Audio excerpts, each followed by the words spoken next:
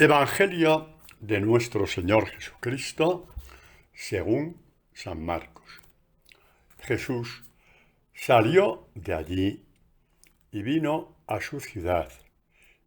Sus discípulos le siguen. Cuando llegó el sábado, se puso a enseñar en la sinagoga.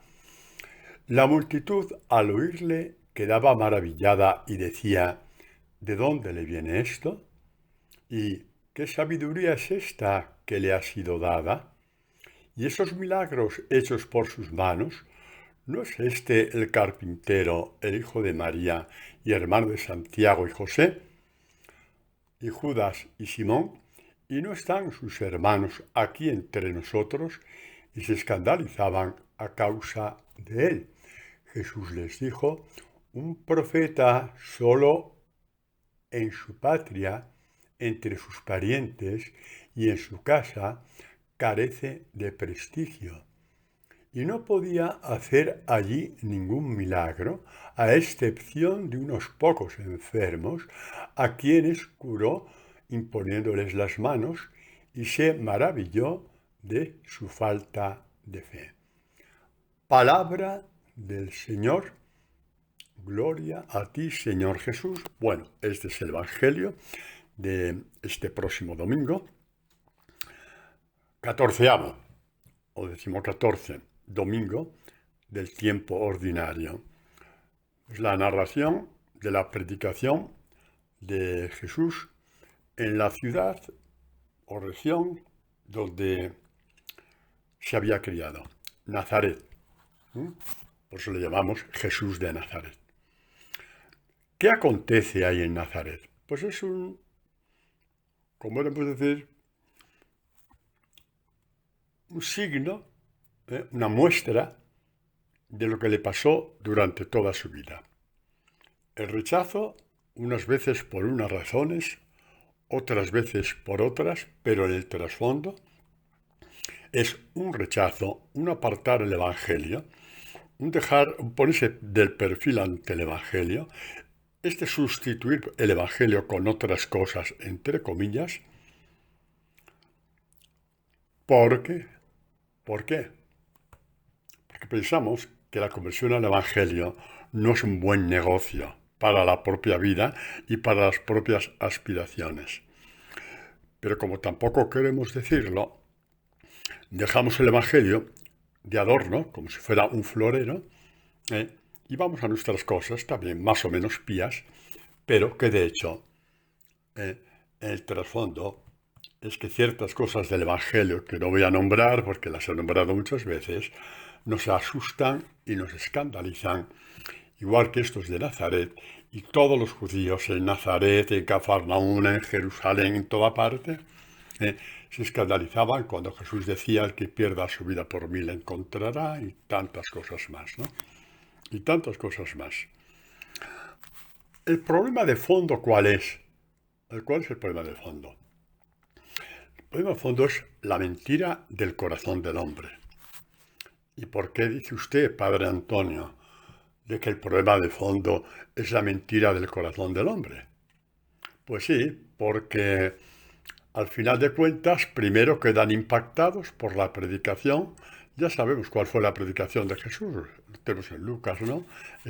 Cuando fue a Nazaret: el Espíritu de Dios está sobre mí porque me ha enviado a sanar los corazones afligidos, etcétera, etcétera, a proclamar el año de gracia del Señor.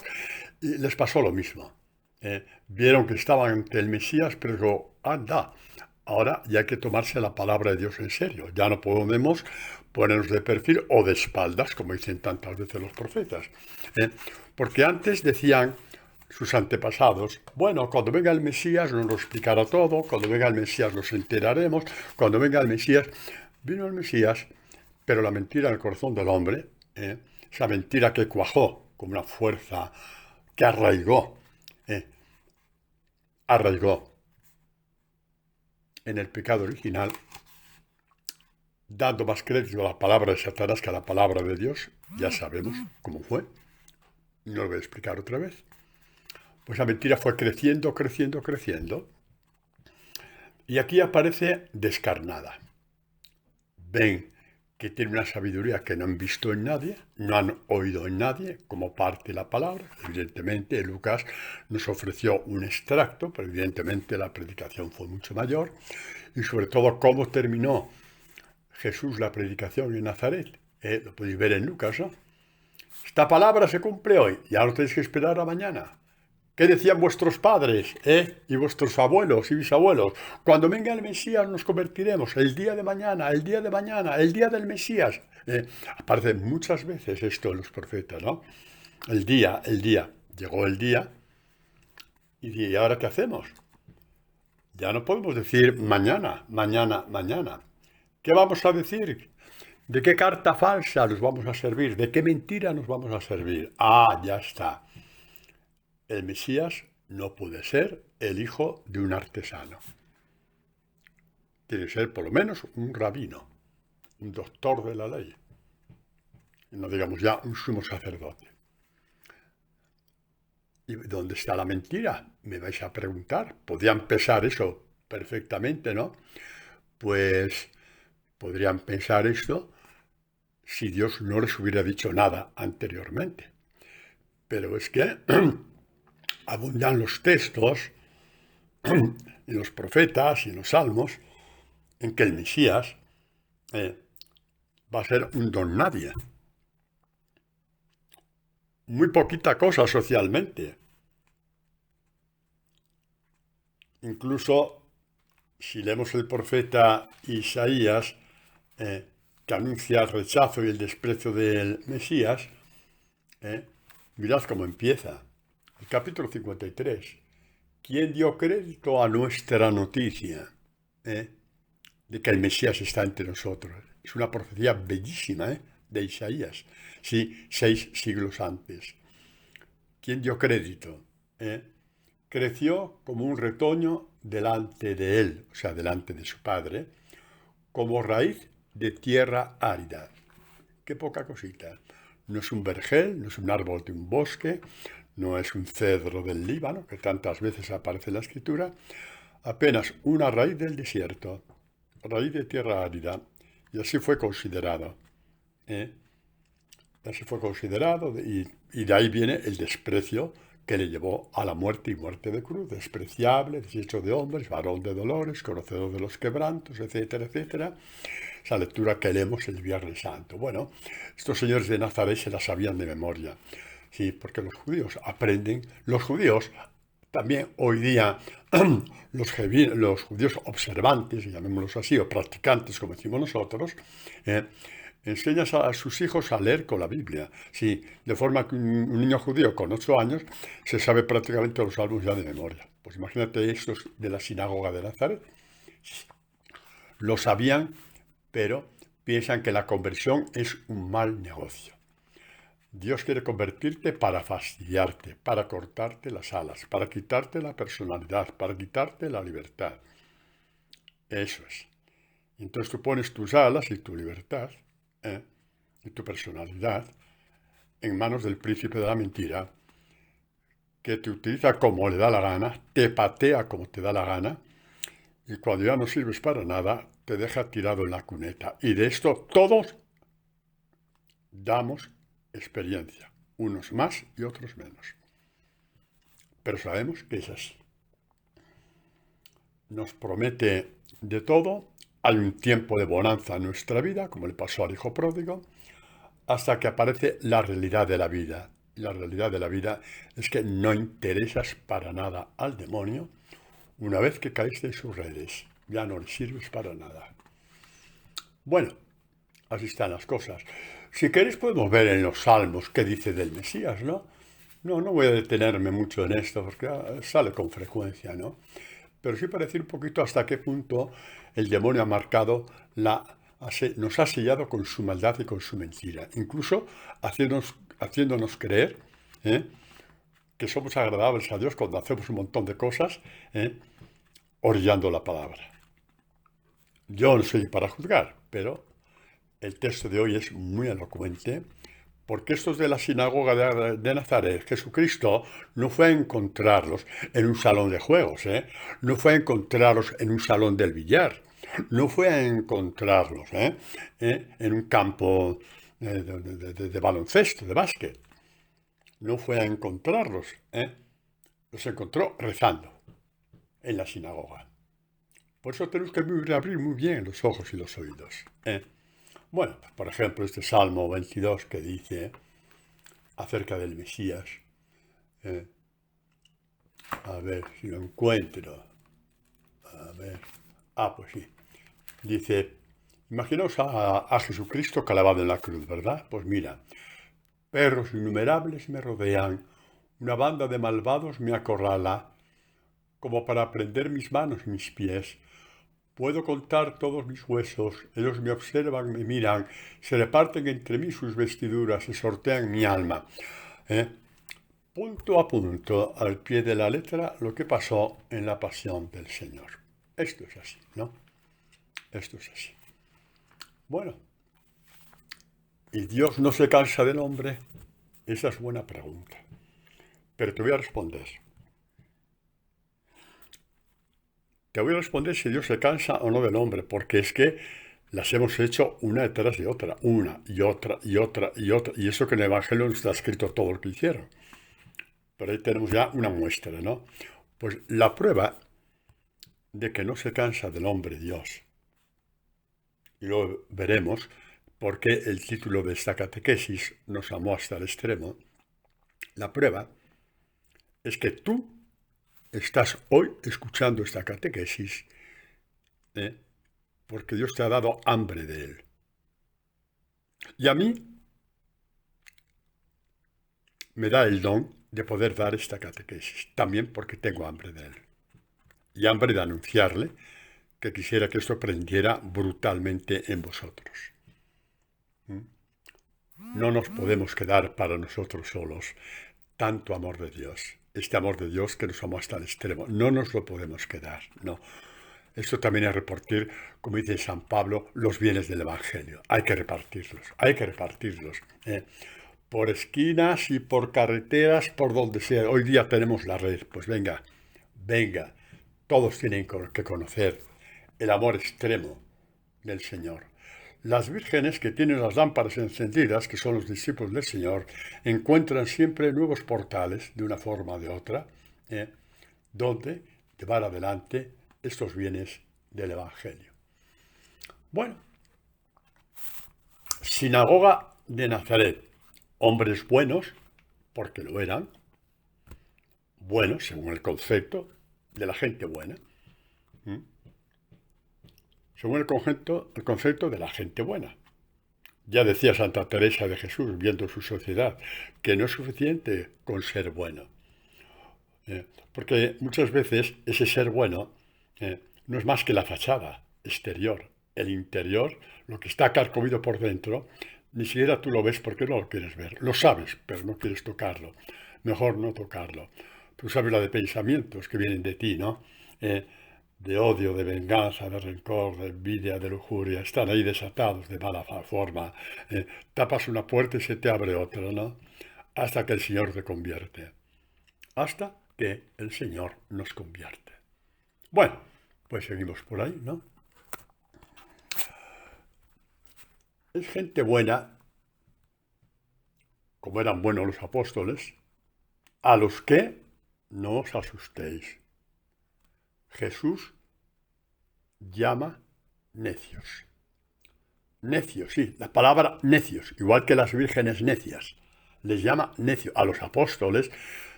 ¿Cuándo llamó Jesucristo necios a los apóstoles? ¿Cuándo?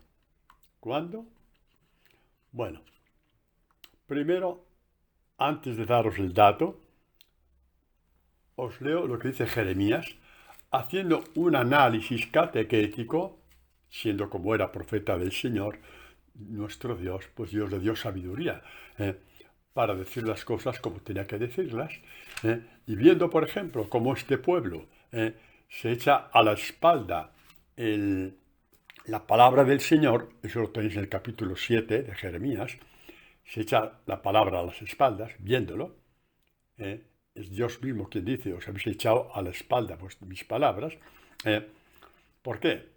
Pues porque son palabras que atentan contra las basuras que tienen dentro de su corazón, que no son más que basuras, pero las defienden en contra de Dios. Mirad cómo nos ha hecho tontos Satanás, ¿verdad? Nos ha hecho tontos, ¿no? Rematadamente tontos. Bueno, entonces Jeremías, viendo esto, y viendo al mismo tiempo que aún así siguen yendo al templo y siguen llorando cuando leen las Escrituras, no lo entiende, y ve que el problema está en el corazón. Y dice Jeremías 17, versículo 9, el corazón es lo más retorcido, no tiene arreglo. ¿Quién lo conoce?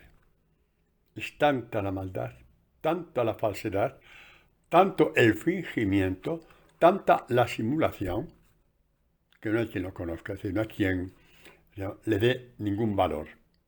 Este es el sentido aquí del verbo, la palabra conocer, que como sabéis tiene una riquísima dimensión en la escritura, en el pueblo de Israel. Bueno, pues a la raíz de esto, vaya que si tenían el corazón retorcido los apóstoles. ¿Cuántas veces les dijo Jesús a los discípulos, a los apóstoles, el Hijo del Hombre va a ser despreciado, llevado a juicio, crucificado, al tercer día resucitará? Se lo dijo en todos los idiomas sabidos y por haber. Nunca lo entendieron. ¿Por qué? Porque se escandalizaban de él. ¿Qué es lo que pasó con estos de la sinagoga? Viendo que era hijo del carpintero, se escandalizaron de él. ¿Por qué se escandalizaron? Si estaba escrito, si ellos ya lo sabían también en el Antiguo Testamento y el mismo Jesús se lo había dicho tantas veces. Yo le había dicho a Jeremías, es un corazón realmente impertérrito, es un corazón de piedra donde no entra la palabra de Dios. No entra la acción de Dios. A rezar, pues a rezar. A ponerse de rodillas, pues a ponerse de rodillas. A cantar, pues a cantar. A escuchar la palabra de Dios, no, eso ya no. A aprenderla de memoria, sí, pero escucharla del corazón, eso ya es otra cosa, porque nos cambia la vida. Nos cambia la vida. Decimos que amamos a Dios, pero no queremos que nos cambie la vida cambiándonos el corazón. Padre, usted es muy duro. Soy muy duro conmigo mismo, porque yo sé lo que Dios ha tenido que hacer en mi corazón. Por lo tanto, lo digo desde la esperanza, desde la buena noticia, desde el amor a Dios, y desde esta confianza de que Dios no desiste en trabajar con nosotros. Lo digo desde ahí. Bueno, pues resulta que, como sabéis y como sabemos, los apóstoles también se escandalizaron de Jesús. O sea, los de la sinagoga de Nazaret se escandalizaron porque Dios escoge como Mesías, manda a su hijo al mundo como el hijo de un artesano, no como el hijo de un fulano de tal, rabino de no sé dónde, maestro en no sé dónde, doctor de la ley en no sé dónde, profesor no sé dónde. ¿Os suena este lenguaje, verdad? Ay, Dios mío. Ay, presidenta de no sé qué grupo. Ay, claro, he tocado solamente a los hombres, ¿no? Habrá que tocar a alguna mujer de vez en cuando, ¿no? Sí. Presidenta de tal asociación, de tal movimiento, de tal institución eclesial. En fin.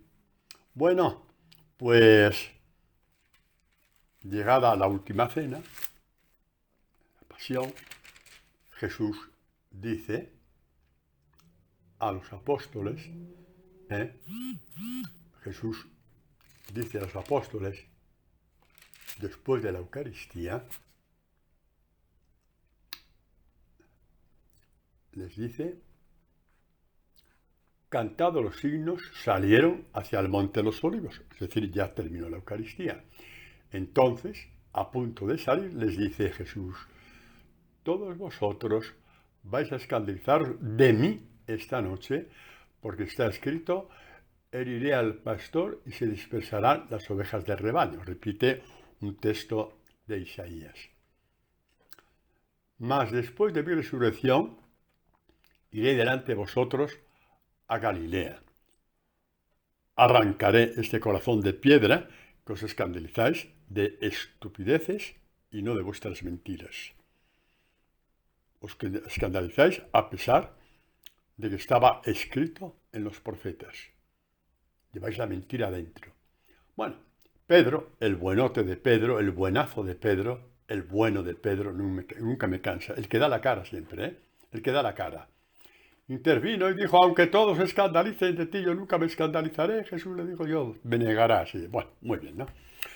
Es decir, que los apóstoles, que habían visto 40.000 milagros, habían visto a Jesús orando, habían visto a Jesús que les enseñó a rezar con el Padre Nuestro, también se escandalizaron.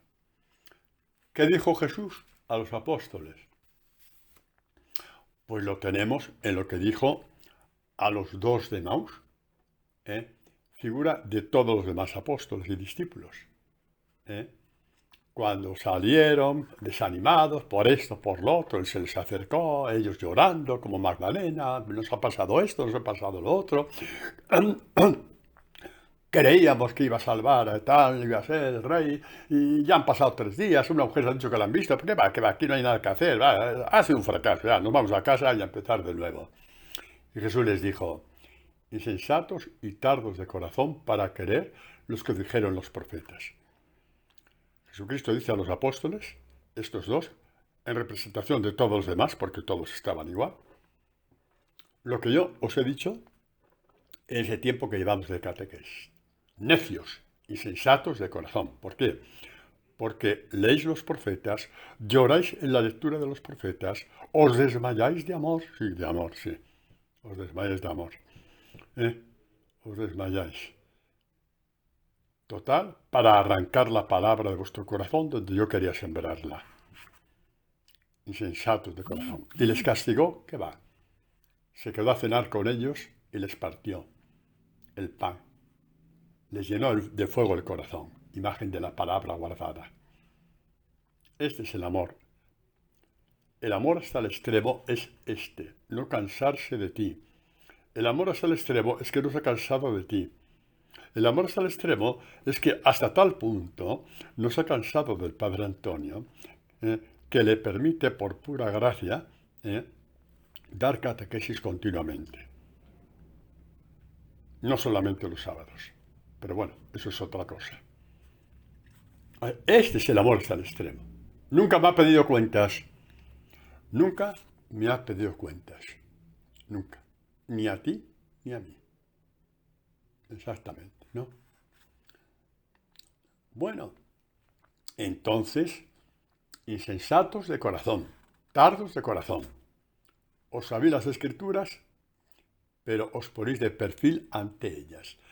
Las utilizáis para emocionaros media hora en el templo y a Dios muy buenas. Media hora en tu movimiento, o una hora entera, o un día de retiro entero. Pero al día siguiente, la palabra del corazón brilla por su ausencia. ¿No? Así somos. No estoy denunciando a los que no tienen fe. No estoy denunciando a los que no son cristianos. No estoy denunciando a los de otras religiones. No estoy denunciando a los que atacan a la iglesia. Estoy denunciándome a mí mismo y a todos los que, habiendo leído, escuchado la palabra de Dios, en el momento de elegir, elijo como si esa palabra de Dios no significara nada para mí. Esto pasó a los ciudadanos de Nazaret. Y esto nos pasa a todos hasta que Dios, con una paciencia enorme, empieza a mover los hilos hasta tejer en nosotros su propio manto, como vimos el domingo pasado, la semana pasada, el manto del Evangelio, que es el Espíritu de Jesús. Este es el amor de Dios. Por eso, el título de esta catequesis, nos amó hasta el extremo. El hombre más feliz del mundo, repito, el hombre, la mujer más feliz del mundo, más feliz del mundo, más feliz del mundo, es el que, buceando por el Evangelio, dejándose instruir por Jesús en el Evangelio, entrando de tal forma, con tanto amor, que Jesús te enseña a partir la palabra, descubre desde el Evangelio que Jesús le ha amado siempre y le ama hasta el extremo. Y que conforme avanzas, te das cuenta que este extremo no tiene fin. Y a partir de ahí ya tu oración, tu adoración, tu servicio a la iglesia, tu servicio en la parroquia, tu forma de ser es totalmente diferente. Porque estás creciendo con el Espíritu de Dios. Porque cuanto más crece el Evangelio dentro de ti, más el Espíritu de Dios, más el Espíritu Santo va creciendo en ti. Los amó hasta el extremo. ¿Sabéis cómo empieza San Juan las catequesis de la Última Cena? San Juan, estoy hablando del Evangelio de San Juan, evidentemente, ¿no? Tiene 5 catequesis magistrales sobre la Última Cena. Empieza con el capítulo 13, es 13, 14, 15, 16 y 17. Os digo una cosa. Si se juntaran, pongamos, 5.000 amantes de la palabra, amantes hasta la médula, hasta la médula, que a lo mejor ni siquiera han hecho un curso bíblico. Repito, amantes hasta la médula, tan hasta la médula que Dios le da su sabiduría para partir la palabra. Bueno, si se juntaran 5.000 personas de estas, un año entero, en un centro de convenciones, para escribir durante 5 años todo lo que van sacando de la palabra, y se publicaran 200.000 libros, cada uno con lo que he descubierto, apenas tendrían que darnos, suponiendo, comparando el Evangelio con un abecedario, apenas la primera letra. Porque la sabiduría del Evangelio es la infinitud de Dios. Miles y miles y miles y miles de fuentes. Y es donde nosotros queremos entrar. Y muchos de vosotros lo sabéis, porque yo conozco a bastantes de vosotros, por lo menos los de Madrid, también gente de Ecuador, porque estuve allí, que descubrís vuestros propios pozos y vuestras propias fuentes. Por aquí os quiero un poquito, no digo llevar, pero sí instruir. Bueno, pues ¿cómo empieza San Juan estas catequesis bellísimas sobre la Eucaristía? Son catequesis sobre la Eucaristía fundamentada en la palabra, o la palabra fundamentada en la Eucaristía, como os he dicho muchas veces. Pues empieza así. Antes de la fiesta de la Pascua, sabiendo Jesús que había llegado su hora de pasar de este mundo al Padre, habiendo amado a los suyos que estaban en el mundo, los amó hasta el extremo. Y celebró la Eucaristía. Memorial de su entrega por nosotros. Mirad, cuanto más entramos en la palabra, más valor damos a la Eucaristía. Y de la Eucaristía pasamos de un sentimiento devocional que es bueno, pero incompleto. Se queda a mitad de camino. A la adoración perfecta en todo tu ser. En todo tu ser. Tanto si estás en casa, como en la iglesia, como de camino, o estés donde estés, como dice proféticamente el Shema, Deuteronomio 6, 4 en adelante, amarás al Señor tu Dios con todo tu corazón, con toda tu alma, con toda tu fuerza. Estas palabras las repetirás tú acostado y levantado. Estarán siempre en ti. Y a la luz del Evangelio,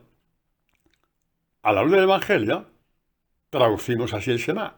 amarás al Señor tu Dios con todo tu corazón, con toda tu alma, con todas tus fuerzas, lo dirás, adorarás al Señor tu Dios con todo tu corazón, con toda tu alma, con todas tus fuerzas. Por eso yo invito a todos a que en vuestra casa, no importa si es grande o pequeña, tengáis en un rincón una especie de oratorio donde, cuando puedas, buenamente, pero sería bueno todos los días, un tiempo, te sientas cómodamente y miras un crucifijo, por ejemplo, con la palabra abierta. No necesitas más. Una imagen de la Virgen, por supuesto que sí. Y ahí Dios te enseñará a adorarle con todo tu corazón, con toda tu alma, con todas tus fuerzas. ¿Cómo adoraban los primeros cristianos a Dios? Eh, Ininterrumpidamente, como dice San Pablo. Porque entonces no había sagrarios. No había iglesias, estaban en catacumbas, tampoco había sagrarios. Se celebraba la Eucaristía y las santos hostias o panes, que eran entonces pedacitos de pan, que no se habían consumido, eran porque se guardaban para los enfermos. Los primeros agrarios empezaron muy al final del siglo II, y hasta entonces los cristianos adoraban en espíritu y en verdad, en esta línea del Shema. Amarás al Señor tu Dios con todo tu corazón, con toda tu alma y con todas tus fuerzas, es adorarás al Señor tu Dios con todo tu corazón, con toda tu alma y con todas tus fuerzas. Y para los que dudan de la Eucaristía o simplemente la niegan, pobrecitos, y digo pobrecitos ¿por qué? Porque es gente que lo fían toda, la palabra, la palabra, la palabra. Es que la Eucaristía nació de la palabra. Vamos a ver. La Eucaristía no la inventó San Pedro, ni San Agustín, ni ningún santo padre de la Iglesia, ni ningún apóstol. La Eucaristía la celebró Jesucristo y está en el Evangelio. Y porque está en el Evangelio, la Iglesia lo cree. Tomad y comed, esto es mi cuerpo. No es una simulación. Esto es mi cuerpo. Pero bueno, no tenemos que juzgar a nadie, nosotros creer y anunciar. Ahí está nuestro papel como discípulos, creer y anunciar. Creer y anunciar. Los amó hasta el extremo. Por ejemplo, los amó hasta el extremo. Y mira cómo Jesucristo dice, nadie tiene amor mayor que el que da la vida por sus amigos. O dirá también, esto es capítulo 15, versículo 14, o en el buen pastor da su vida por sus ovejas. ¿Por quién está dando la vida a Jesús en ese momento? Por unos señores que no saben ni por qué están ahí. Están en crisis, están tristes, piensan que todo se ha acabado. Estará el pobre Pedro, cantando la canción de Manolo Escobar. ¿Dónde estará mi barca? Exactamente, estaré cantando. ¿Dónde estará mi barca?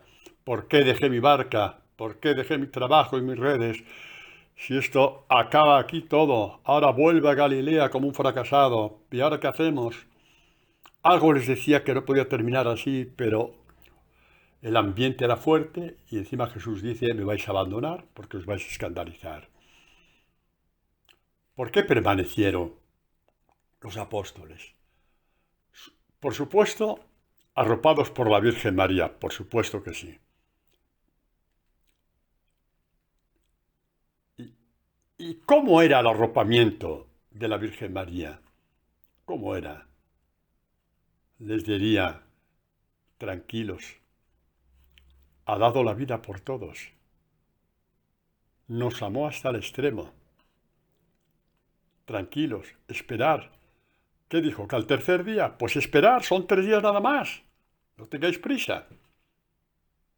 No tengáis prisa. Esperar. Y esperaron y creyeron. Y les acompañó toda su vida, me amó hasta el extremo. Aquí tantas veces hemos dicho la experiencia de Pablo, ¿no? Me amó y se entregó por mí. Y seguramente que oiría muchas veces a Juan decir, nos amó hasta el extremo. Pero los apóstoles lo oyeron de sus labios. Me amó hasta el extremo. Y Pedro, que se fue por ahí, me amó hasta el extremo. Y Andrés, que cogió el primer tren y se marchó a 500 kilómetros, me amó hasta el extremo. Y el otro, que se fue, me amó hasta el extremo. Os digo una cosa. ¿Sabéis que hay diferencia entre lo que pasó aquella noche cuando Jesús dijo a esos 11, porque Judas se fue, ¿no? Les amó hasta el extremo. Y que hoy nosotros estemos oyendo que habiendo amado a los suyos amó hasta el extremo, ¿sabéis qué diferencia hay? Ninguna. Porque cuando hablamos de la palabra de Dios, la palabra de Dios es eterna. Tiene la misma repercusión y fuerza hace 2000 años que hoy. ¿Que entonces no estuviste presente? Bueno, pero hoy sí lo estás. Y tiene el mismo valor, la misma fuerza y el mismo impacto, si es que te la crees,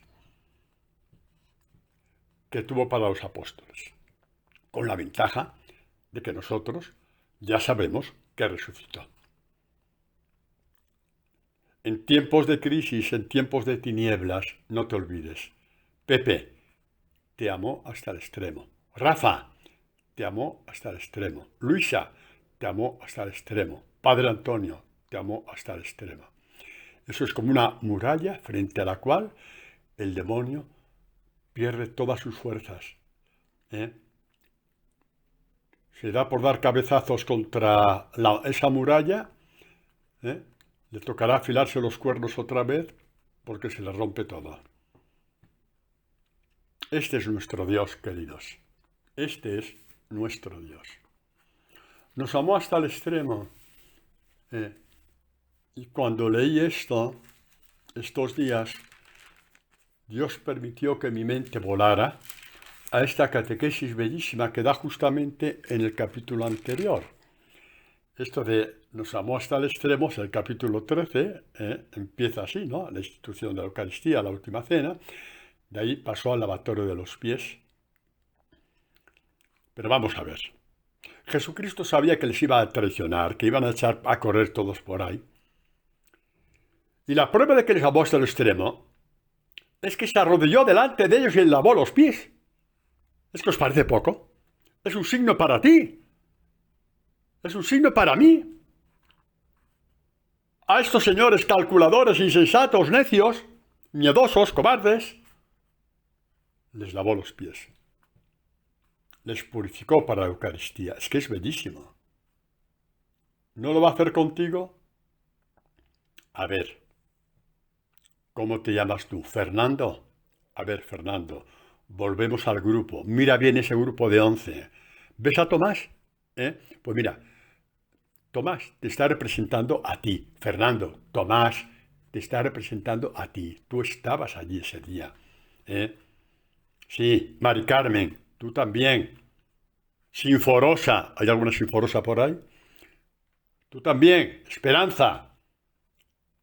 Nelly.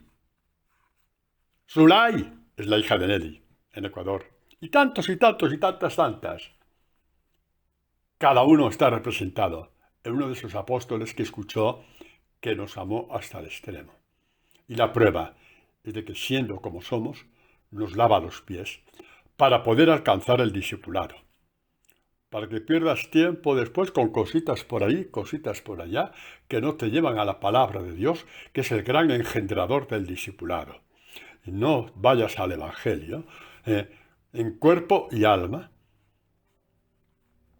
que es el gran engendrador del discipulado. ¿Y qué pasa, padre, cuando resulta que hay un familiar mío que me hizo mucho daño, que nos robó a toda la familia, que nos quedamos sin herencia, y que la justicia no puede hacer nada, o que abusó de mí, o quien sea?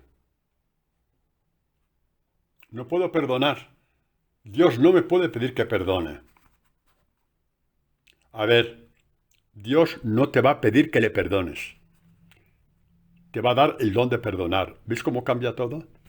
El Evangelio te engendra con un corazón nuevo, con ese don de perdonar. El Evangelio es el posible del imposible del hombre. Es el posible de Dios.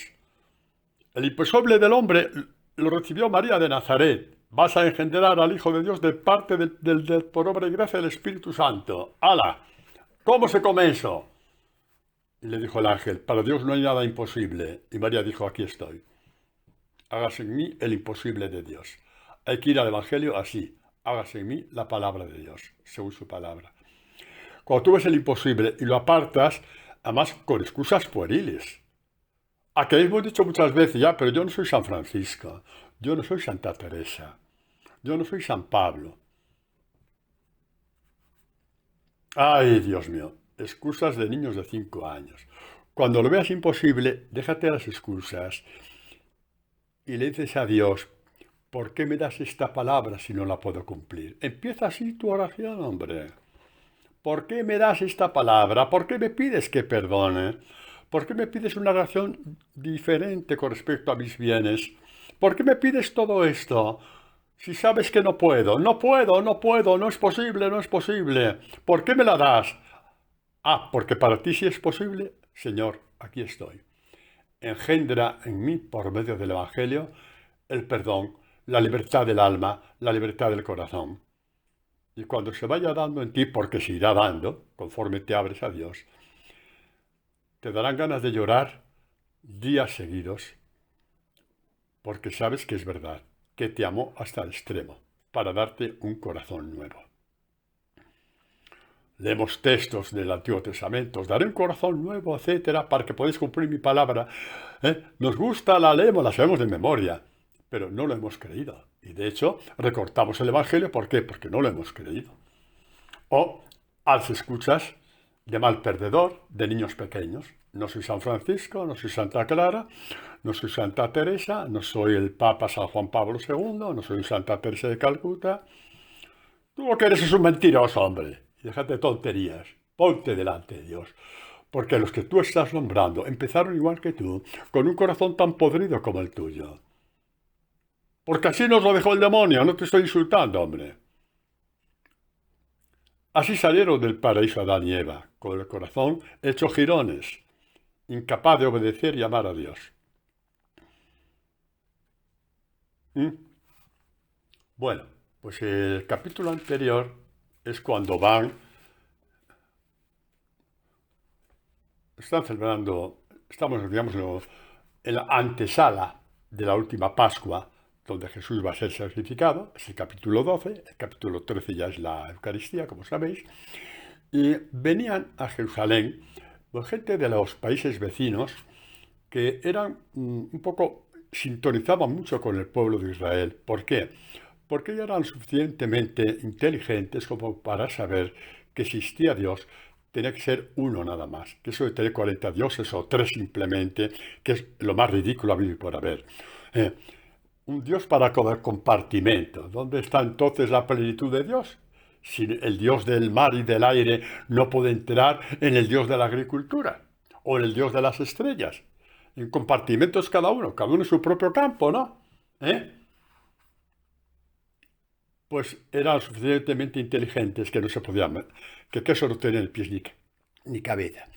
Y que hubiera un pueblo en la tierra que adoraba a un solo Dios, que encima se les había manifestado, que contaba las proezas del Señor en Egipto y en el desierto, como mínimo les llamaba la atención. No iban por curiosidad, iban en búsqueda de Dios. Evidentemente oyeron hablar de Jesús y como eran buscadores de Dios se pusieron a buscar. Y encontraron a Felipe y le dijo, queremos ver a Jesús. Y Felipe se lo dijo a Tomás, queremos ver. El verbo ver en la Escritura es de una riqueza infinita. Significa incluso tocar el misterio de Dios. Qué bonito, ¿verdad? Entrar en la intimidad de Dios. Es lo que queremos. Y Jesús dice, ¿queréis entrar en la intimidad de Dios? Aprovecha este hecho para todos nosotros. Dice, os digo, si el grano de trigo no cae en tierra, queda él solo, pero si muere da mucho fruto. Está hablando de sí mismo. sabe que tiene la pasión a la vuelta de la esquina. Él es el grano de trigo que el Padre va a arrojar en tierra y que va a ser pisoteado, es decir, sepultado. Está hablando de él mismo. Y está hablando de sus discípulos también. El que ama su vida la pierde y el que odia su vida en el mundo la guardará para la vida eterna. Os pongo un ejemplo. Creo que ya lo puse una vez. Imaginaos el sembrador que tiene el zurrón o el talego al hombro sembrando granos de trigo. Y están los granos listos, los inteligentes, los sabios según este mundo. Dice, oye, que nos van a coger, nos van a echar en tierra y nos van a pisotear. ¿Qué haremos? Pues mira, cuando meta la mano para coger los granos, nos metemos en las rendijas del zurrón, de forma que ni escarbando con los dedos puede recogerlos. Y así pasa. De hecho, un sembrador, cuando llega a casa con el zurrón, mira bien por dentro para limpiarlo y siempre hay 4 o 5 granos que se han escapado. Bueno, han sido más listos que el sembrador. Y mueren solos y secos. No dan fruto nunca. ¡Ay! ¡Ay! Sobre estos nos podemos parecer nosotros también. Que Dios nos libre. Bueno, pero como está hablando de sí mismo, mirad lo que siente Jesús. Dice, ahora mi alma está turbada. Salta un par de versículos, ¿no? ¿Y qué voy a decir? Padre, líbrame de esta hora. Jesús no pide un milagro al Padre. Dice, mira, papá, ¿por qué no salvamos al hombre de otra forma, Mira, haz así con el pulgar, un chasquido de los dedos y ¡pumba! Todo Israel se convirtió. Y con Israel se convierten todas las naciones. Y todo el mundo te honrará. ¡Y qué maravilla! Y de paso yo no muero en la cruz. No, de paso no. Eso es lo primero que le pasaba por la cabeza a Jesús en cuanto ser humano. Mi alma está turbada. ¿Por qué no es la muerte de cruz? Son 3 años de humillaciones, una detrás de otra. Despreciado, pateado, insultado, injuriado, burlado. Y le queda la pasión. Le van a vestir como rey tonto, como rey loco. Le van a decir, ¿con qué eres rey? Una corona de espinas. ¿Qué creéis? ¿Que lo que más le dio a Jesús fueron las punzadas en la frente? Le dolieron. Pero es que esas espinas le punzaron el alma por completo. El desprecio de los soldados de Pilato llevado hasta el extremo. Salve rey, salve rey, salve rey. A Jesús primero le pisotearon el alma y después le pisotearon el cuerpo. Este es el que nos amó hasta el extremo. Y dice, mi alma está turbada, qué menos. ¿Cómo no iba a estar turbada? ¿Y qué voy a decir? Padre, haz un milagro. Siempre el recurso de los milagros, ¿no? Dios hará. ¿Sabes cuáles son los mejores milagros de Jesús? Los mejores milagros que Dios hace en ti, ¿sabes cuáles son? ¿Sabes cuáles son? Pues lo tienes que saber por experiencia. Los que nunca has pedido. De pronto, ¡ay! Mira lo que me ha pasado. Era Dios interviniendo en ti. Esos son los milagros que Él quiere, los que tú no le pides. Jesucristo no le pidió salir del apuro con un milagrazo y que todo se convirtiera. Y el problema resuelto, ya. El problema es que si las cosas no están así, no hay libertad en el corazón para convertirte. Te conviertes coaccionado por un milagro. Y no, ese amor no lo quiere Dios. Es el amor de quien dice, aquí estoy. Y mira qué bonita la respuesta de Jesús a la tentación. ¿Qué voy a decir? Líbrame de esta hora, es la tentación que tenemos todos. Voy a decir, líbrame de esta hora, líbrame de esta hora. Y la respuesta que da Jesús, ¿sabéis cuál es? Lo que rechazaron los judíos, las profecías del Antiguo Testamento. ¿Qué dijo? Pero si he venido a esta hora para esto. A esta hora. ¿Qué hora? La profecía del Salmo 40. Salmo 40, que es un anuncio de la pasión de Jesús, empieza diciendo, en Dios puse toda mi esperanza, Él se inclinó hacia mí y escuchó mi clamor.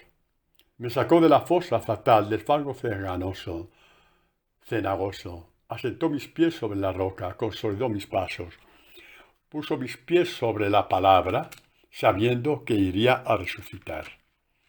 Y más adelante es cuando dice, No quisiste sacrificio ni oblación, pero me has abierto el oído. No pedías holocausto ni víctimas. Dije entonces, heme aquí vengo, para hacer tu voluntad. Se me ha prescrito en tu palabra, en el rollo del libro, como le llamaban ellos, hacer tu voluntad, oh Dios mío. En tu ley me complazco en el fondo de mi ser. Aquí estoy. No te voy a pedir un milagro, porque hay una profecía sobre mí, de un aquí estoy. Y en este aquí estoy accedí a encarnarme, a venir al mundo. Y aquí estoy, Padre.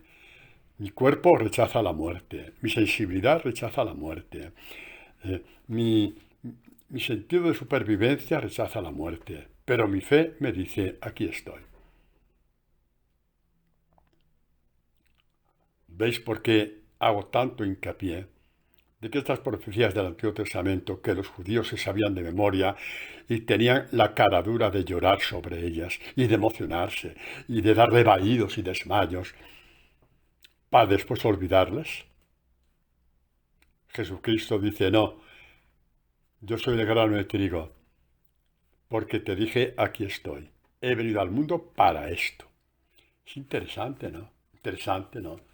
Es grandísimo. Cuando estemos en crisis, cuando el demonio te meta, te reempuje contra la pared, te desanime, te haga ver incluso que Dios no te ama y mucho menos te ama hasta el extremo, léete Juan 12, que estamos leyendo ahora, del versículo 20 en adelante.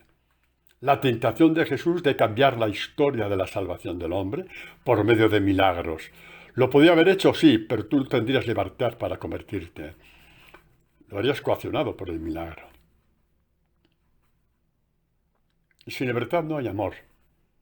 Y Dios no quiere hijos que no sean libres para amar. Dios no quiere hijos que no tengan libertad para amarle. Y en Jesucristo está nuestra libertad, en el saneamiento y cambio de nuestro corazón. Repito, en el saneamiento y cambio de nuestro corazón. Este Jesús que nos ama hasta el extremo, tan hasta el extremo, tan hasta el extremo, que mirad, os he hablado antes de estas catequesis magistrales, eternas, sí, eternas, en sabiduría eternas, eternas en millones de catequesis, sí, lo son, sí, millones, he dicho bien, millones,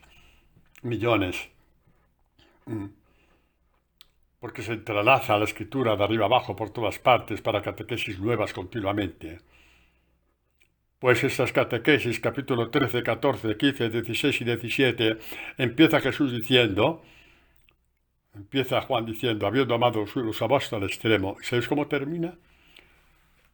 Mirad por dónde llegó y llega el amor hasta el extremo de Jesús.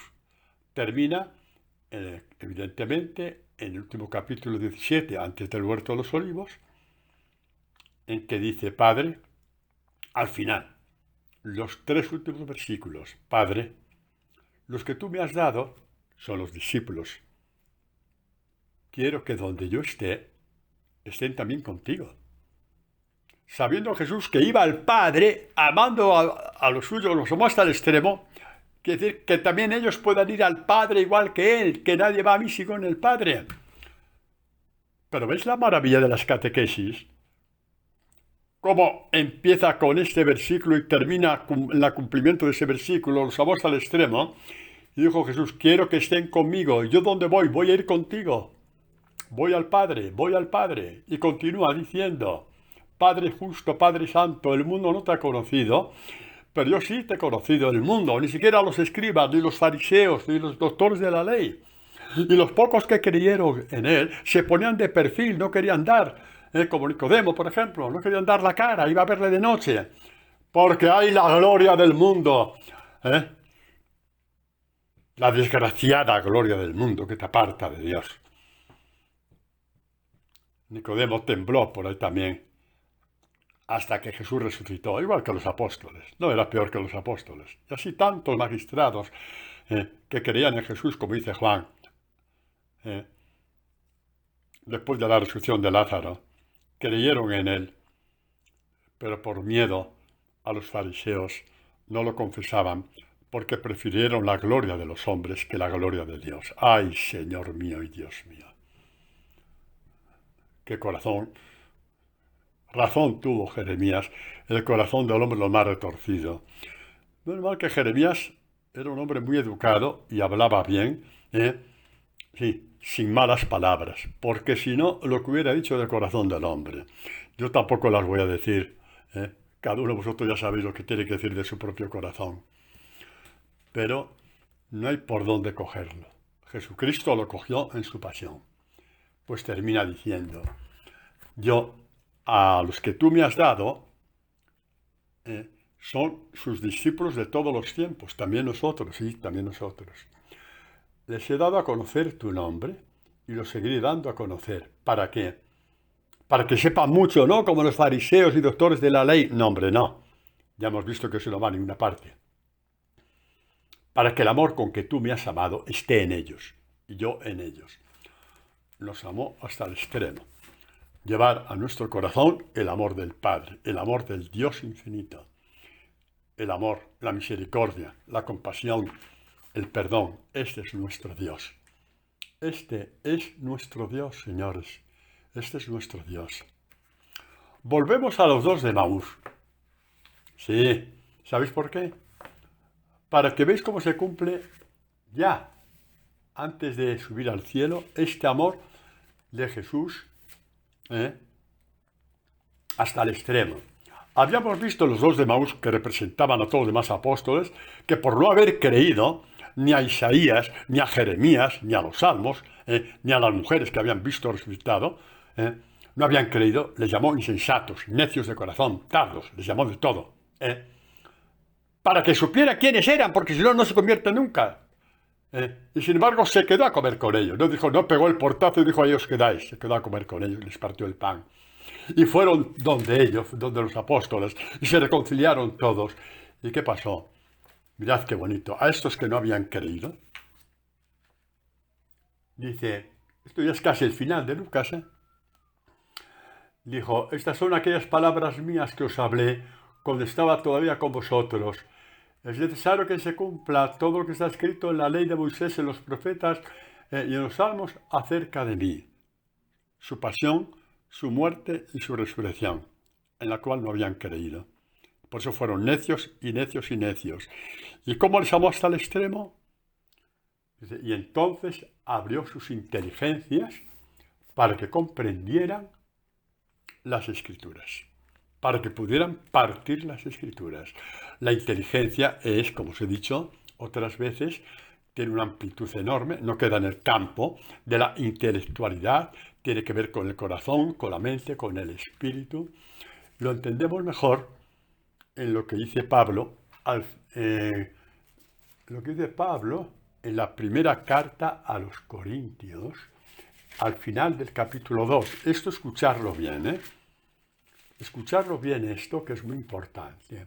Dice, el hombre naturalmente, es decir, solamente con su razón, no capta las cosas del Espíritu de Dios. A ver, como os he dicho otras veces, el hombre con su mente e inteligencia, por medio de la física, de la astrofísica y hasta de las matemáticas, etcétera, etcétera, puede creer que hay un Dios creador, un Dios motor de todas las cosas, pero no que sea tu Padre y que haya enviado a su Hijo y que haya muerto en la cruz y que te ame hasta el extremo. Esto se necesita otra cosa infinitamente más importante. ¿Cuál es? No las puede conocer porque solamente espiritualmente pueden ser conocidas y juzgadas. En cambio, el hombre de espíritu lo juzga todo porque tiene el Espíritu de Dios dentro, ¿no? Porque ¿quién conoció la mente del Señor para instruirle? ¿Quién conoció la mente del Señor para conocer las cosas del Señor, para entrar en su misterio? ¿Quién? Y así termina este segundo capítulo de la Carta a los Corintios. Nosotros tenemos la mente de Cristo. Nos amó hasta el extremo y nos dio su mente para comprender la palabra y conocerle a Él y al Padre. ¿Qué os parece? Es lo que vimos antes en Lucas. Les abrió la inteligencia, la mente, para poder partir la palabra. Ponte de cara al Evangelio, abraza el Evangelio, abrázate incluso físicamente, sí. Abrázale como abraces a un ser querido. Pide al Señor que te parta la palabra, que te labra, vete entrando poco a poco, déjate guiar. y comprenderás lo que es tener la mente de Cristo para partir las Escrituras. Es entonces cuando ya eres, en total plenitud, la luz del mundo. Ya lo somos ahora, aunque seamos pocas centellas nada más, o pequeñas chispas o brasas. Ánimo, llegaremos a ser una gran hoguera, y al mundo, en vez de juzgarlo porque está mal, porque hace esto, porque hace lo otro, porque aprueba el aborto, porque aprueba la eutanasia, desaprobando lo que ellos aprueban, les llamaremos dándoles la luz de Jesucristo. Un abrazo, chicos. Amén.